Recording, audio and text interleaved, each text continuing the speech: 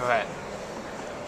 I think the single most important thing that college journalists can do now to get ready for a professional journalist's position is to figure out what they have that's indispensable.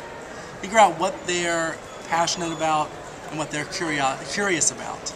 It's not easy to figure that out a lot of times. A lot of people have no idea what they are the best at writing about, or what they're the best at covering, or what they're the best at taking photos of, or creating multimedia projects about. But figuring that out makes you much more marketable to an employer, because I believe much more of journalism in the future is about specialties. There will always be some people who cover a fire one day and cover a budget hearing the next day. But more and more, journalism is going to be about covering that budget in a way that nobody else does, or being the fire and police reporter and covering it every day as a beat and owning that subject matter for your town or your city or your location. I think narrowing down your area of interest, figuring out your passion, is a big part of it. It's not always going to be easy, and it's not always going to work. You might end up with a first job, as I said, having a general beat where you're going from one thing to the next thing every day.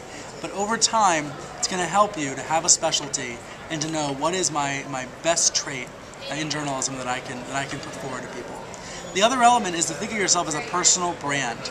This is helpful, of course, if you know what passion you have and know what you're curious about. Being able to turn that into a personal brand that you can take with you to other news organizations and other websites is very important. Because it allows you, say, with a Twitter account or a Facebook account or a blog of your own, it allows you to communicate to your readers directly, promote your work directly, and also figure out what's on their mind and figure out what stories you should be writing about. I think figuring out what you're passionate about and really utilizing that to build your personal brand is very important. Okay, and you want to just give your information for anyone who wants to follow you, that type of stuff? My name is Brian Stelter, and I'm at twitter.com/Brian Stelter, BrianStelter. Okay, thank you.